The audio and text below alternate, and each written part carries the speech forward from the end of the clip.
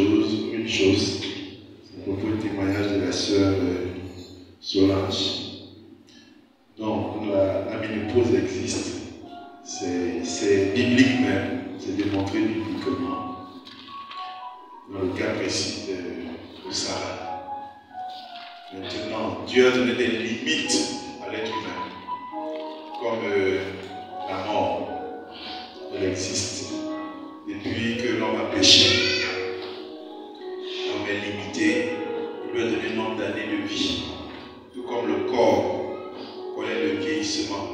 Et la ménopause fait partie du vieillissement. Donc, même si on est un homme spirituel, on peut connaître le vieillissement, mais on va connaître le vieillissement. Maintenant, Dieu peut nous donner des capacités à surmonter ce que le corps connaît comme réalité. Il peut nous donner cette capacité. Et c'est dans ce cas qu'il a donné cette capacité à Sarah de dépasser la limite.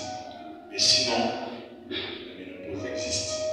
Je le précise parce que il ne faut pas qu'on croit que nous sommes dans les églises qui applaudissent les gens. Non. La science, elle existe. Elle a ses vérités qu'elle dit.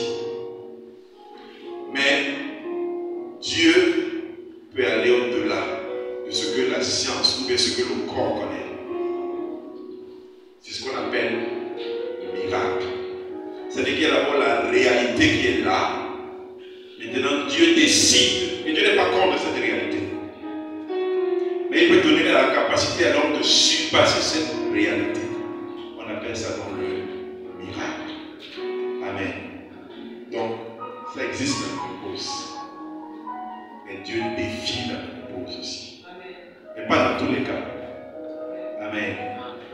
Quand il veut se glorifier, quand il veut accomplir quelque chose, il défie cela.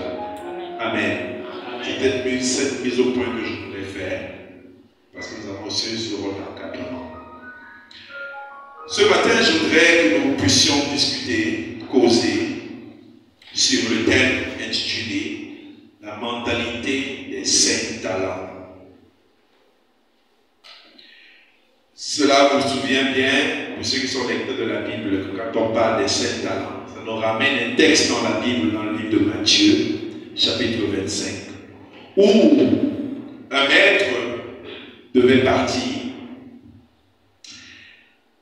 en mission, en voyage, et il a appelé 3 de ses serviteurs. Alors à chacun des 3, il a remis un talent, en tout cas une quantité de talents. Au premier, il a remis 5 talents. Au deuxième, il a remis 2 talents. Et au troisième, il a remis 1 talent. Amen. Donc chacun d'eux, il avait remis des talents pour 1 talent. Mais ils ont eu des comportements différents. On sait tous que celui qui avait reçu 5 talents est parti. Il a multiplié les 5 talents. Il a ramené, ça faisait 10. Celui qui avait reçu 2 est allé. Il a multiplié les 2 talents. Il a ramené 2 autres, ça faisait 4.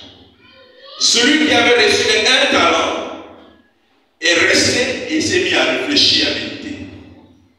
Il a dit, je ne vais pas prendre de risque avec le talent qu'on m'a donné. Il a pris, il a mis en terre cachée. Quand le maître est revenu, il lui a dit, voilà, j'ai ramené ton talent que tu m'avais donné, je l'ai enlevé, je n'ai ni ajouté. Je savais que tu étais un maître méchant, qui moissonne où il n'a pas semé. Je ne voulais pas avoir de problème avec toi et voilà ton talent. Et le maître lui dit, serviteur méchant que tu es, tu ne voulais pas travailler pour moi. Mais tu aurais pu mettre ce talent dans une banque. Et quand on dit talent ici, c'est le sens d'argent. Dans le contexte, c'était dit. Puisqu'on le pesait. Tu aurais pu mettre cet argent en banque. Et quand je serais revenu, j'aurais même pu récupérer des intérêts. Comme pour lui dire que cet argent pourrait plus porter du fruit. Il dit, enlevez lui ce talent-là. Et remettez ce talent à celui qui a les 5. Car on donnera à celui qui a. Et on notera à celui qui n'a pas. Amen. Celui qui avait reçu les 5 s'est retrouvé avec 11 talents à la fin. Celui qui avait reçu 2 s'est retrouvé avec 4 talents à la fin. Celui qui avait reçu 1 s'est retrouvé avec 0. Jetez-le au dehors. Qu'il aille sur ceux qui sont semblables à lui. Alléluia. Mais ce matin, nous voulons nous concentrer sur celui qui avait les 5 talents. Et nous voulons comprendre quelle est la mentalité de ce dernier. Qu'est-ce qui a fait que ce dernier puisse réussir? Car nous voulons être de ceux qui ont et à qui on ajoute. Amen. Est-ce que tu veux être comme moi ce matin? Amen. Être de ceux qui ont et à qui on ajoute. Amen. Qui va être parmi ceux-là? Alléluia. Amen. Alors nous voulons étudier cette mentalité. Qu'est-ce qu'il faut que nous puissions avoir pour être ceux-là qui ont et qui vont en multipliant? Je vous invite donc, c'est la première lecture, Matthieu 25, versets 25 à 28. Nous en levons pour honorer la parole du Seigneur. Un lecteur dans la salle pour nous. Matthieu 25, versets 25 à 28. Matthieu 25, versets 25 à 28. Il est écrit: J'ai eu peur et je suis allé cacher ton talent dans la terre. Voici, prends ce qui est à toi. Son maître lui répondit: Serviteur méchant et paresseux, tu savais que je moissonne où je n'ai pas sémé et que j'amasse où je n'ai pas vanni. Il te fallait donc remettre mon argent au banquier et, à mon retour, j'aurais retiré ce qui est à moi avec intérêt. Ôtez-lui donc le talent et donnez-le à celui qui a les 10 talents. Oui, verset 29. Car on donnera à celui qui a et il sera dans l'abondance. Mais à celui qui n'en a pas, on ôtera même ce qu'il a. Amen. On dit que l'argent appelle. Oui, c'est une vraie phrase. Si on veut donner les cadeaux ici, quelqu'un qui ne vous connaît pas, qui ne connaît personne ici, il y a le cadeau de 10 000, il y a pour 5 000, il y a pour 1000 francs. Dans cette salle, qui on va donner le cadeau de 10 000? Il y a un étranger la nuit, il regarde dans la salle, il voit à qui il veut donner le cadeau.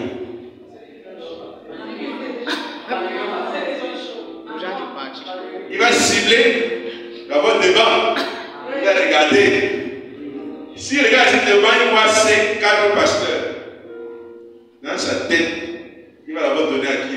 Au pasteur le plus chaud, le plus charismatique. C'est clair, non? Le réflexe. Celui qui sera le moins chaud, c'est lui qui va donner les 1000 francs. N'est-ce pas? Pourquoi? Parce qu'il regarde celui qui est très chaud et qu'il donne 1000 francs. Comment ça va être présent à ses yeux? C'est trop petit. N'est-ce pas? Pourtant, si je donne quand même 10 000, ça peut aller. C'est le réflexe. Donc Dieu n'est pas injuste. D'autres auraient voulu qu'on donne à celui qui avait les 2 talents. Qu'on lui donne, ça fait 5 ans. Mais dans la réalité, tu attires lorsque tu exploses. Amen, amen, amen. Amen. Lorsque tu attires. Donc, ceux qui viennent souvent devant Dieu et disent que c'est j'ai rien à te donner, Dieu dit que je ne sais rien à te donner. Amen. Quand tu dis Seigneur, je n'ai rien à te donner, Dieu dit que j'ai aussi rien à te donner. Parce qu'il ne travaille pas avec les gens qui n'ont rien. Ce n'est pas possible. Alléluia. Comment tu perçois ce que tu as? Est-ce que ça a de la valeur? Amen. Est-ce que tu considères ce que tu as?